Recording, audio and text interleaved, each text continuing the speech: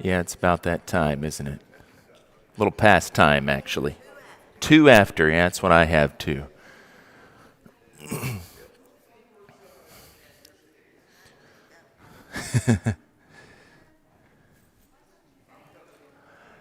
You're all right, I'm waiting for you. We're not in that big a hurry. We can let everybody get settled in here. That's true, they do know what time it is. They must have, or they wouldn't be here, right?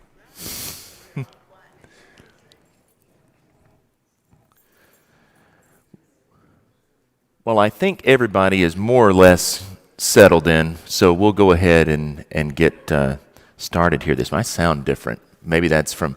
We had somebody out the other day looking at some things in here, but then also adjusting some of the sound since we're having some problems with the speaker outside. And we got that all fixed, but I sound different, at least to me. I don't know if he messed with that or not. Maybe it's just me. I don't know. We'll see. At any rate, continuing our series of lessons on questions and answers today, and today's question is a little bit different, where some of these others have been really deep, involved studies and hard questions. This one is a much more practical one that's been asked of me a lot. If I can pull it up, that would be fantastic. There we go. Which translation is best, or which one should I be using?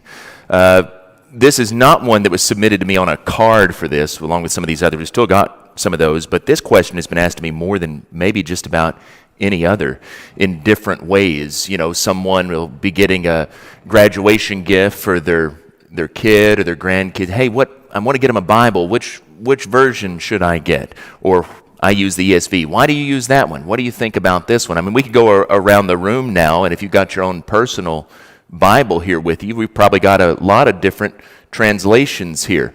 Who has a King James Version? Okay, I see 3 at least. Anybody have an English Standard like I use? Oh, we got a few there now. Anybody use an NIV? Okay, there's a couple there. New King James? Okay, yeah, and there are others. Okay, and there's another one there. And sometimes you'll find some others, a Revised Standard or New Revised Standard here and there. You might find a New Living Translation, some other things like that. This is a good question to ask, and sometimes in the past this has been, surprisingly controversial. We might have experienced some of that, when you come in here, and let's see, do we have one? Yeah, there's one down here. The Pew Bibles in here are NIVs. And when I was growing up, some of the preachers I heard, I would have looked kind of funny at you people over that. There must be questionable. There's some uncertain sounds here. Because, of course, the NIV was pretty new back then, and there were some complaints about it from some quarters because of some of the translation decisions that were made. And I think that's overblown. We'll get to that in a little bit. But all that's to say, this is a really practical question. And when we talked about how do we distinguish tradition from doctrine, one of those real deep questions a couple of weeks ago, I spent just a few minutes in the whole process of talking about how we need to be better students, we need to be better interpreters ourselves. I talked for 3 or 4 minutes about how we need to have a good translation, and that's our basic tool, but then I didn't really give a whole lot more on that, so I thought, well, because this question is asked so much and because we covered it tangentially there, we might ought to spend some time looking at that. And that way, too, since these are recorded now, well, I'll have it for posterity. Next time somebody comes and asks me this question, I can just say, hey, go play this, and you'll get a detailed answer. Listen to what God gives as instructions for the king of Israel in Deuteronomy chapter 17. Now, of course, they're just on the cusp of the promised land. They're hundreds of years before having a king at this point. But if you remember in Deuteronomy, God lays out some instructions for what the king needs to do, what sort of role he needs to have, and how he needs to conduct himself prospectively here. Deuteronomy 17:14, when you come to the land that the Lord your God is giving you, and you possess it and dwell in it, and then say, I will set a king over me like all the nations that are around me, you may indeed set a king over you whom the Lord your God will choose.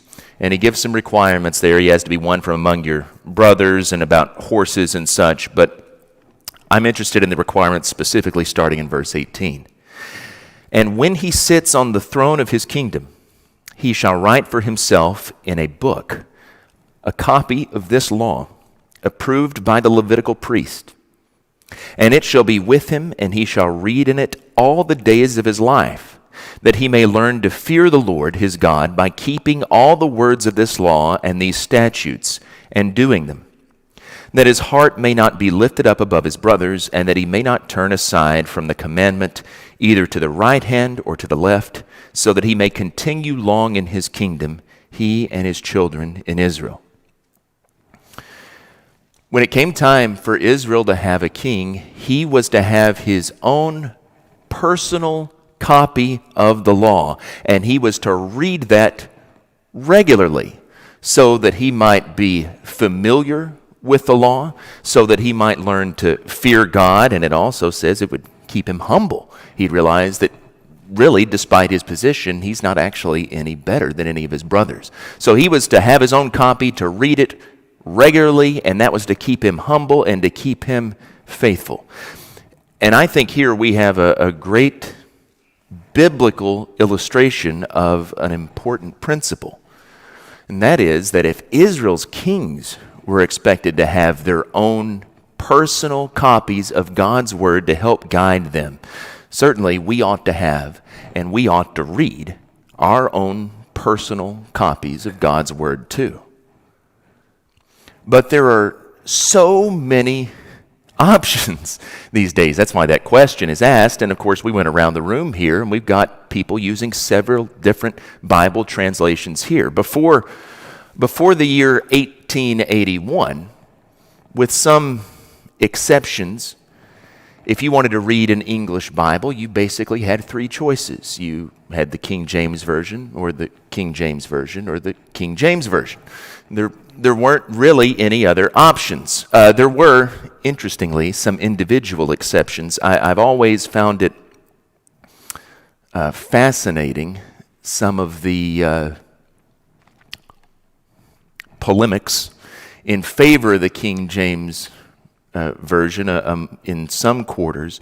You might not know this, but Alexander Campbell, who was, of course, one of the leading figures in the American Restoration movement, he produced his own translation of the New Testament called the Living Oracles because he felt that the King James Version was somewhat outdated. I mean, by that point, it was already over 200 years old, so he thought that it needed to be updated, and he used that. He's a great scholar, and I've always found that kind of fascinating. But, obviously, even leaving aside those minor individual versions like that, it's no longer the case. We have a proliferation of different translations. So what's going on with that? How did the King James Version get dethroned?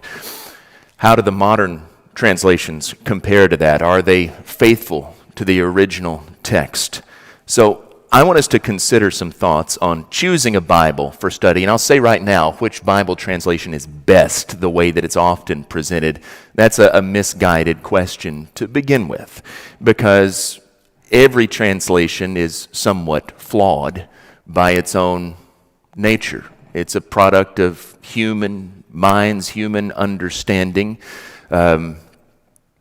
That's why, as we'll see in the end, I think it's best to use more than one. But to say one is best, well, you just need to be aware of some of the pitfalls, the strengths and weaknesses of respective translations, and then be able to make a knowledgeable choice accordingly. But we want to talk, I've got this spectrum here. I know that's maybe not the most visible thing, especially if you're sitting in the back, but you can get at least the gist of it, even if you can't read. Some of you with good eyes can read it. All of the little individual abbreviations for versions. This is a spectrum, a continuum. And on this side, we have a word-for-word translation philosophy. And on this side, we have a thought-for-thought one. And essentially, every translation exists somewhere along this continuum, either being more or less literal. And then you have some different ones placed along this spectrum here. The New American Standard, the King James, there's the ESV, the NIV is here, so on and so forth. Although there's some judgment calls in this, according to, if you go look up these sorts of spectrums, you're going to find that they all vary just a little bit because it's according to whoever put the chart together. But I want us to talk about these different translation philosophies, word for word, thought for thought. A lot of people think that in order for a Bible translation to be faithful, that it has to be word for word. If the original has a noun, man, they expect a noun to be right there in the translation. If the original has 16 words, they want to see 16 words in the translation. We don't want one more or one less. This type of translation philosophy, as I said, word for word, it's more properly called formal equivalence. Literal, it's sometimes called, although that can be misleading. But translations like the King James Version, the English Standard Version, the American Standard Version, the New American Standard Bible, you can see those over here. Those are the closest to employing this philosophy. Now, obviously, if you want a truly literal word-for-word translation, the most literal one, you can see it over here, is going to be an interlinear Bible. I mean, some of you have probably seen those. You may have even used them where you have the Greek text and then you have the exact English translation printed above it. What's the problem with that? It's garbled English. You can't really read it. It's good for study. It's good to see what specific words are, but in terms of being coherent English, you can't just sit down and read an interlinear Bible. And that right there, and that's the extreme version, but that points us to potentially what's a pitfall of a literal word-for-word translation. So keep that in mind. On the other end of the spectrum, we have thought for thought, phrase for phrase, also known as dynamic equivalence. More recently, it's come to be known as functional equivalence. But the whole idea here, all those terms kind of mean the same thing in the sense that we're not concerned with literally conveying the specific words that we find verbatim in an English equivalent. We're just trying to convey the sense of the passage. We're trying to translate its thought, its idea, into good English. That is easier to understand, oftentimes, obviously, because it's concerned with getting it in good English. But the pitfall here is it leaves itself open to more interpretation on the part of whoever's doing the translating. But versions like the NIV, for example, or the New Jerusalem Bible, or even further, things like the New Living Translation follow this. The danger, of course, of this philosophy is you have the translator maybe inserting themselves too much. If you're relying on their interpretation, well, how do you know that their interpretation is a good one if they're conveying that in there? And of course, on the extreme end of this, kind of like the interlinear, on the extreme end of this, you get the Living Bible and then even the Message, which don't even really claim to be translations so much as they are paraphrases. So you get the sense, the idea here then of this spectrum, all the way from literal, interlinear to things that are just paraphrases of the Bible. And essentially every translation is going to fall on that somewhere in between those two extremes. So, we've probably heard a lot of times that you need one that's a formal equivalence, a word-for-word translation. The problem with holding that to that too exclusively above everything else is that it makes it impossible to have good communication. Idioms in another language probably need to be translated, at least in many cases, into an idiom in another language in order for them to make sense. You think about an English example. If I were to say it's raining cats and dogs. And to write that down, that's an idiom. Everybody in here knows what that means. Raining really hard. But if you translate that into another language that doesn't have that idiom, if they see it's raining cats and dogs, they're going to take that literally. What does that mean? You can see that the problems here. So, is it better to translate that literally and then explain it, or maybe have a footnote? Or is it better to find some sort of idiom in that other language and translate it with that other idiom to convey the sense? These are the sorts of problems that translators grapple with. And obviously, towards this end of the spectrum, we tend to translate more literally and depend upon the person to do some studying and figuring it out. But even that's not universal. Even in the King James Version, the translators were aware of this problem. In the Old Testament in Hebrew, in a few places, it reads literally that God's nostrils enlarged.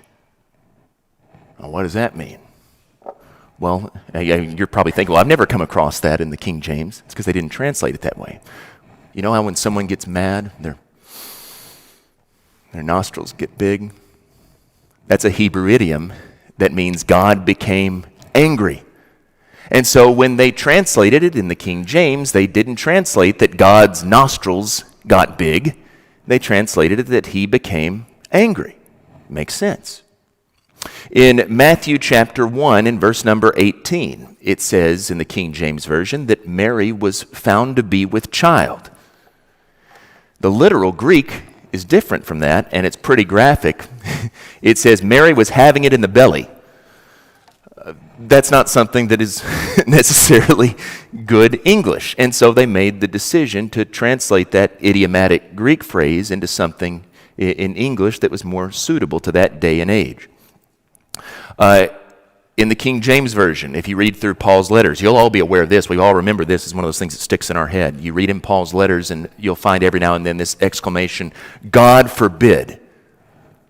Well, you'll notice that's not in modern versions. Like in the ESV, it says, may it never be. Most modern translations do that because he literally doesn't say, God forbid. But the King James translators rendered it that way in order to capture the idiom of what he was expressing, that hopefully this never happens. So, I say all that, and I point out those examples, even from the King James Version specifically, to point out that we need, I think, to be really careful about this assumption that the most faithful translation is always the most literal translation. That may be the case, but it may not be the case. Sometimes a strictly literal interpretation can actually hinder our understanding of the text. If it doesn't make sense, then literal can actually be bad rather than good. So the question is, what do we mean by a faithful translation? Are we talking about conveying the exact words of the passage, or are we talking about conveying the sense of the passage? Are we faithful to the form at the expense of being faithful to its meaning? But again, this always exists along this spectrum. These two goals are always in tension, so being too faithful to either one or the other can cause you to be unfaithful to that opposite one. So, for instance, I don't know if anybody, I didn't ask about this one, I don't know if anybody in here has a New American Standard Bible. The New American Standard is great for deep study because it is so literal. You can see it, I think rightly so, all the way over here to the left just by the interlinear. But, man, if you just sit down and try to read that thing, it's a slog because it is such stilted English. It's really wooden. And that can be a problem. It's good for study, but I think it's bad for preaching from, personally. I think it's bad for personal reading from. On the other hand, you can go too far this other way, and this is what we're often aware of. Functional equivalence, dynamic equivalence, thought for thought. You can go too far there and distort the meaning of the text. Now, this is where I think about those lessons that I heard when I was a kid on the NIV and some of the problems with it. And there are other translations, of course. But To not use a famous example, but one that I think is problematic, Ephesians chapter 6, verse 6. Paul's talking there about all sorts of societal relationships. And in verse 6, he's talking about servants being obedient, or slaves being obedient to their masters. And in the NIV, it says that they need to obey not only to win their favor, their master's favor, but then also to be pleasing to God.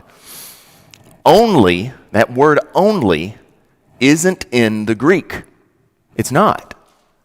And the translators have inserted it there because they think it makes sense of the passage, but I actually think it distorts the meaning of the passage, because Paul, in my opinion, is arguing that they're not to do it for pragmatic reasons, just so that they can please their masters. They're to do it to be pleasing to God. He's the one that matters.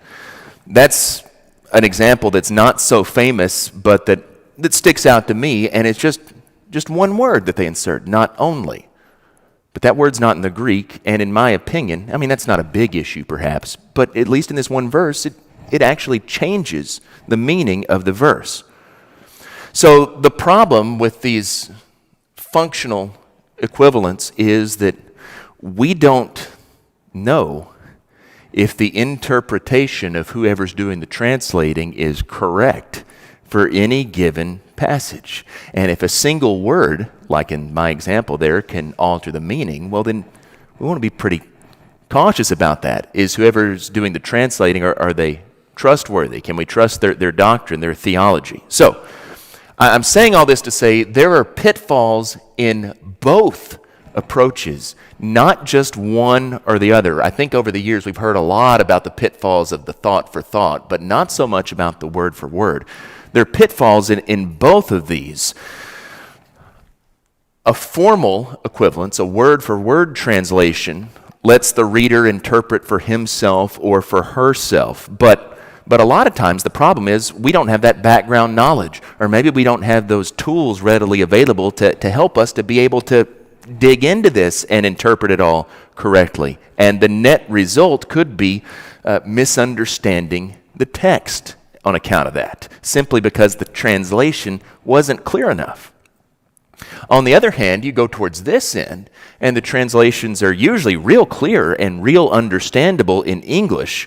But if the translators missed the point of the original text, that could be intentional if they have an agenda. If you go to some denominationally authorized translations, more often than not, I'd suggest it's unintentional. They just read it differently than we do. But the problem is it can insert a foreign idea into the text. So we need to be careful of both of these things. And I point all this out just so we're aware of the issues that are in play when we're trying to go about choosing which translation we need to use. So, back to our question, which translation is best? I've already showed my hand on this. There is no one translation that's best compared to others, because they all have their own particular flaws. Every translation has its own unique set of problems. So that's why slavish devotion to any one version and attacking others is pretty problematic to begin with. Any attacks on new versions, those sorts of things used to be popular, and some of you remember those things. But they can throw us all out of balance. As I pointed out, there was a time when if you were to walk in here and see pew Bibles that are NIVs, some people might look askance at that. And yet, historically, you go back, I mentioned Alexander Campbell already, but you go back to the American Standard Version, which was the first real revision of the King James, and in Churches of Christ, that was embraced. You might remember a lot of older preachers used that American Standard Version because it was of greater accuracy. So, what I'm saying is the best thing we can do if we want to seriously study is compare multiple translations. We'll talk more about this, but at least one formal equivalence, at least one dynamic equivalence, and I think probably even better than that, having a couple of these so that you can compare different translation philosophies. It's also important, we could spend a long time on this, but I'm not, because I know this is not the kind of thing that interests everybody. But we do need to at least be aware of it. It's important to understand that some of these different translations will have a different textual basis. That is, they will be translated from different manuscript sources. The Bible's obviously comprised, we know this, 66 books written in Hebrew, Aramaic, Greek, written by some 40, give or take, inspired men. Those original handwritten manuscripts, whatever Matthew and Mark and Luke, the paper, papyrus, vellum, whatever they had that they wrote down on in their own hand, that is long since turned to dust, deteriorated. We don't have any of those original manuscripts. But they were meticulously copied again and again and again and again and again and again and again and again. Thousands of times by scribes all down through the ages. And of course, over time, you have copies of those copies and then copies of those copies, which is where we start to see some issues. I mean, what these were endeavoring to do is to make these freshly preserved copies of God's Word in a day before the printing press. The only way you could have the Bible, the only way you could have these books is for somebody to literally sit down, some monk somewhere, and to sit down and write this all out by hand. But as a result of that, we have thousands of manuscripts, not just in those original languages, but then even in some ancient translations, going back to the 2nd, 3rd, 4th, 5th century. The problem is, just because of human nature, there are some variations and some discrepancies in all of these manuscripts. I mean, you think about how easy it would be if I were to take just one page out of the Bible here and to pass it around and to ask us all to copy it by hand. I have no doubt that no two of those would be the same, because it's just human nature. Here and there you're going to accidentally misspell a word, or here and there you're going to accidentally skip a line, or here and there you might duplicate a line. That's just the way that it is. And when it comes to these manuscripts, some of them are older than others. Some of them are more reliable than others. That is, the scribe was doing it, did a good job compared to some others where we see these guys just got mistakes all through that. And we know it because we can compare it to some other manuscripts. Because most of these scribes were so very meticulous, there are few of these variations, relatively speaking, and when we compare them all to one another, these thousands and thousands of manuscripts, we can be confident that what we're looking at here is correct. But I'm pointing all this out because copies are made of manuscripts, and then copies are made of those copies, and so on and so forth down through the ages.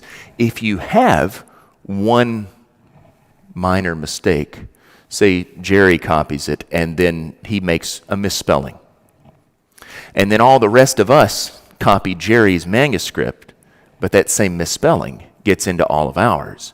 Well, you see how these variations can sort of form trees here, almost, as it were. Now, most of these variations in the manuscripts are little minor spelling mistakes like that. 75% of these variations, sometimes you'll see something like, oh, there are thousands of these variations in the manuscripts. How can we know that we have the Bible? That's something skeptics will like to point out. 75% of them are just little spelling errors. That's obviously not a big deal. We know how a word's supposed to be spelled. No problem. Of the rest, total errors, fully 99% of them are either those little minor spelling errors, or either they're not meaningful. They don't change the significance of the text, or they're not even viable. That is, maybe it's only something that's found in one manuscript or one little family, and it's not in any of the rest, so we know, hey, that's one mistake that everybody copied, like with Jerry's manuscript here, and we know, disregard those, they're not right. But what about that other 1%?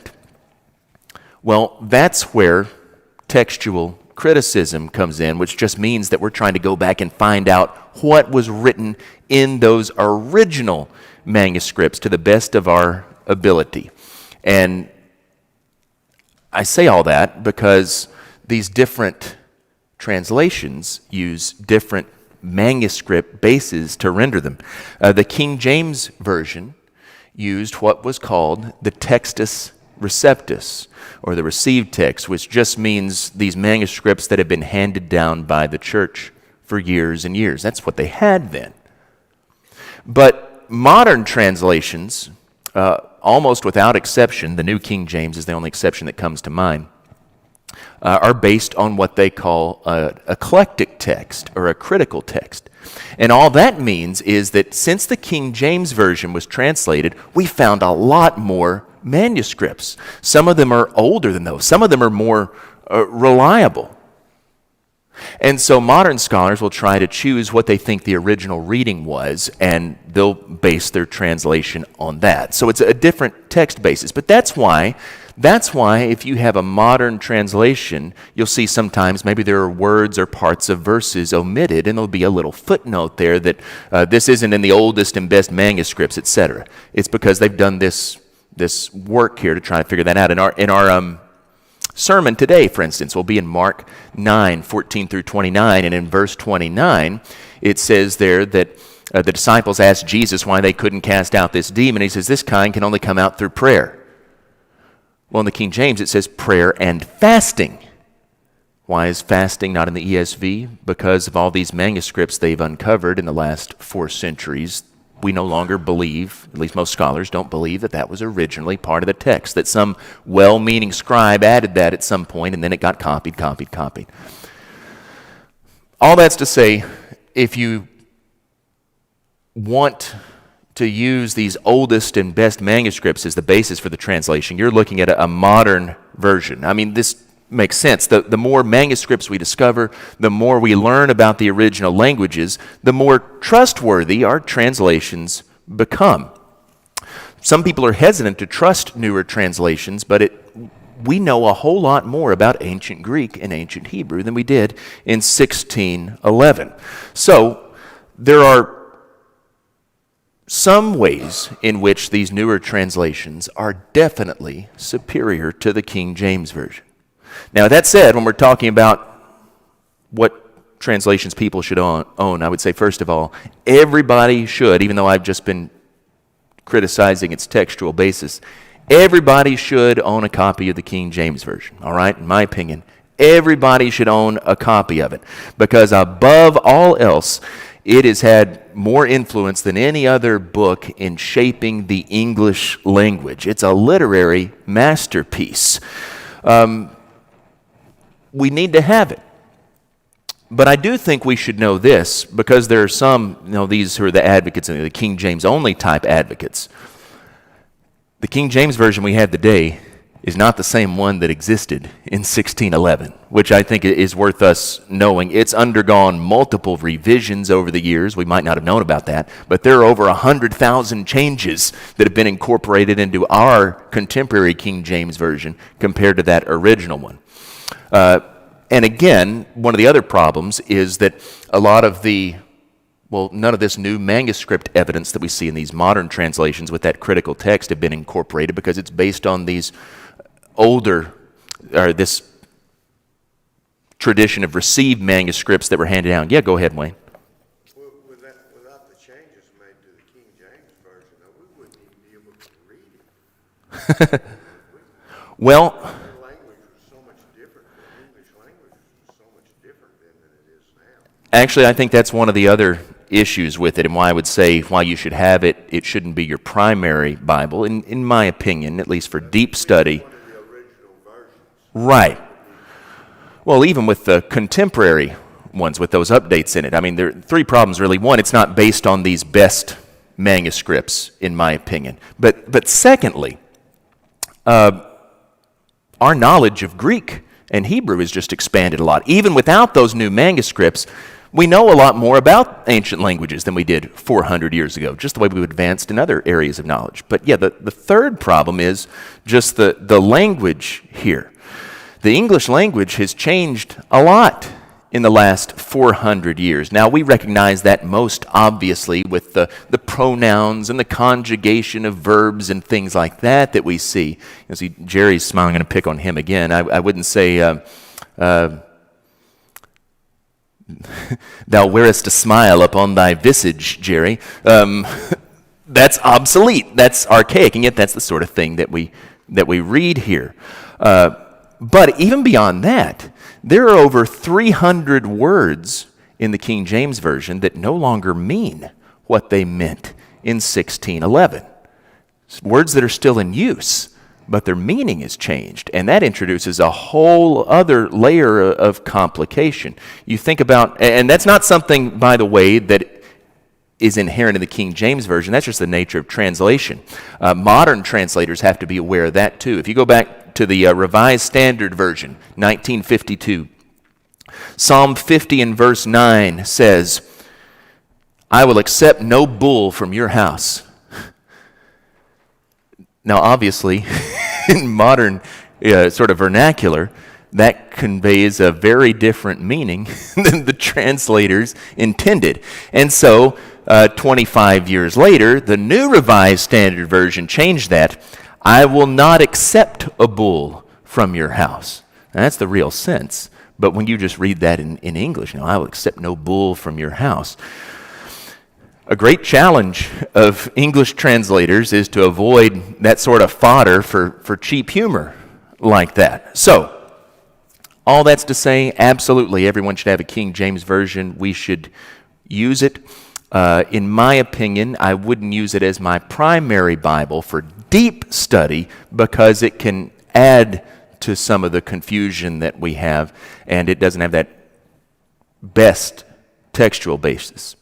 I want to go through a few more of these just quickly here. The Revised Standard Version, there it is, the Revised Standard Version, and then the New Revised Standard Version.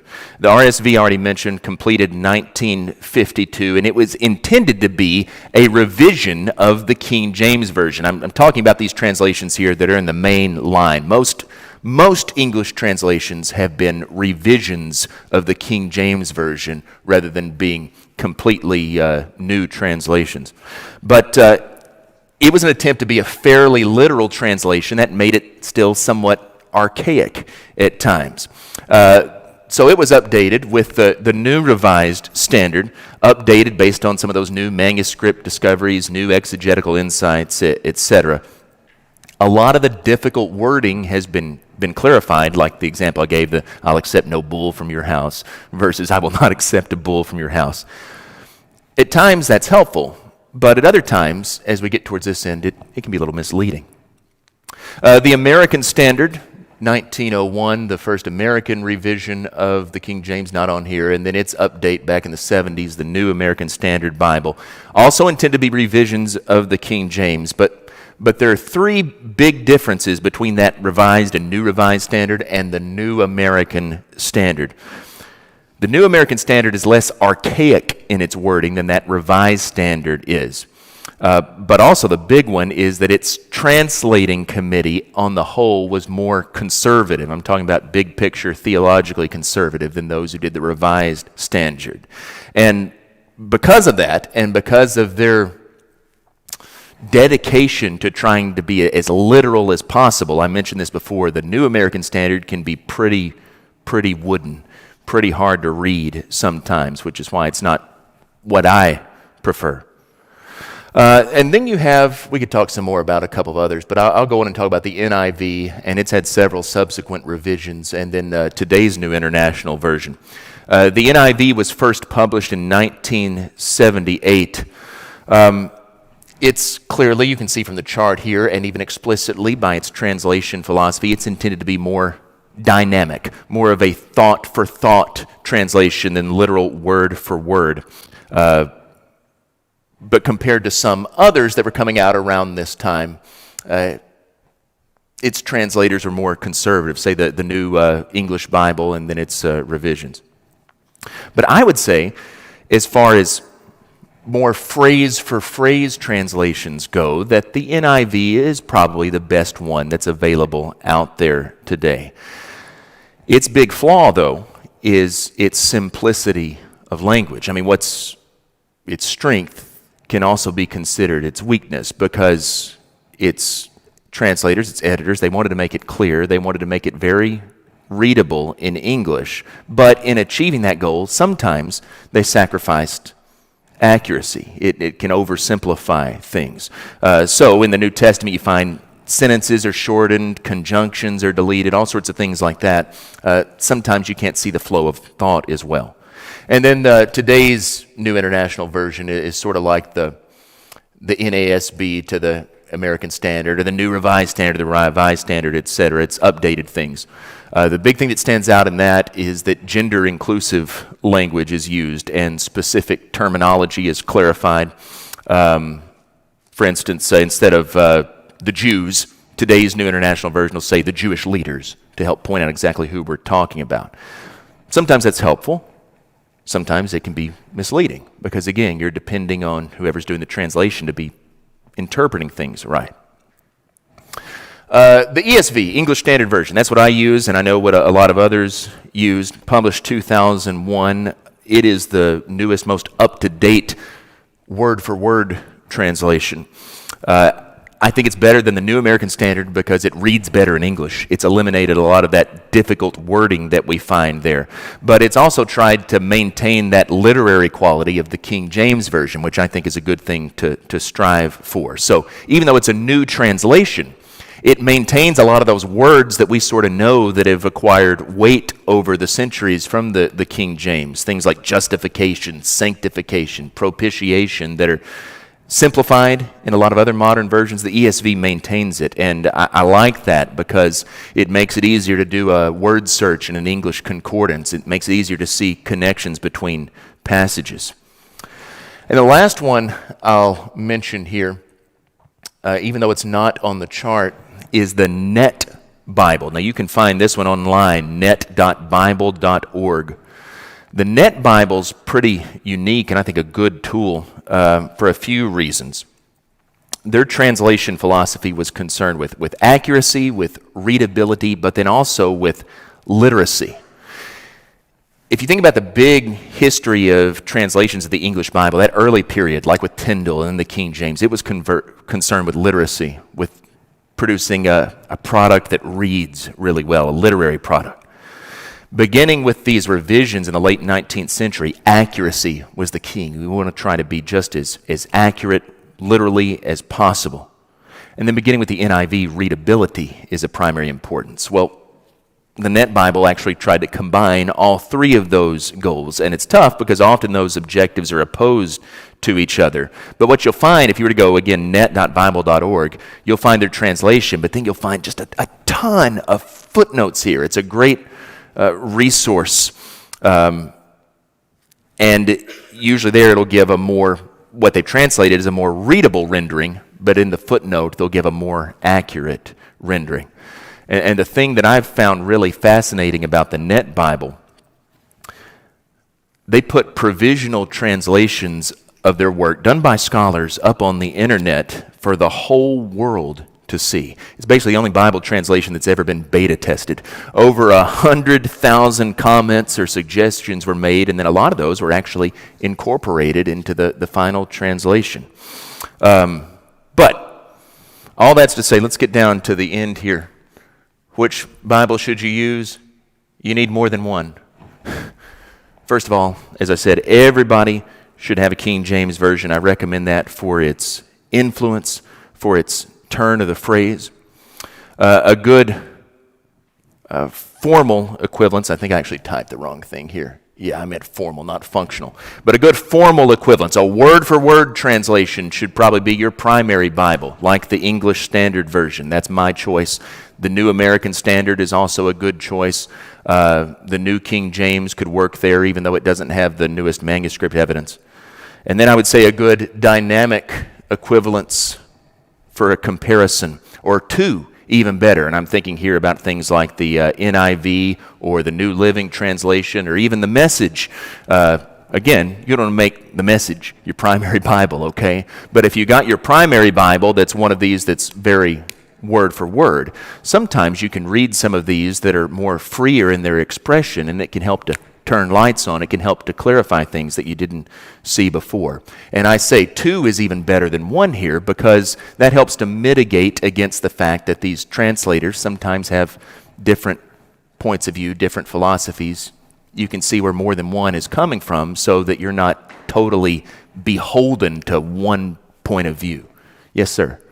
You basically covered just now what I was going to say. I want to study something and teach. I might well go what's living life or something. Yeah. Concept. And then go back to my New King James and see Yes. with the knowledge of what these others have said, what it means. And you can read it and say, oh, that's what that means in the King James or New King James that you just don't see. Yes. About it, and by going and get those thought process, gathering the general thought for thought, it gives me a better understanding when I go back and read King James, New King James, or others. I think that's absolutely right. And if you didn't hear all that, the gist of it is what I was saying, that word for word, those towards the left side of the spectrum, that's what you primarily want to read and study to make sure that it's accurate. But when you're doing a deep study or preparing to teach or something, go ahead and look at one or two of these that are a little freer in their expression, because it might help you to understand things, clarify things, make connections that you couldn't before. The most important thing in all this is that we do actually read it and study it. Whichever one you're using, that it's not just gathering dust. 87% of American households have at least one Bible. A majority own at least 3 copies. But according to Barna's 2016 State of the Bible survey that they do, 50% read it once or twice a year or less. We need to read and study it, whichever we're reading, but best recommendation is use several different ones to compare. All right. Thanks for your attention this morning.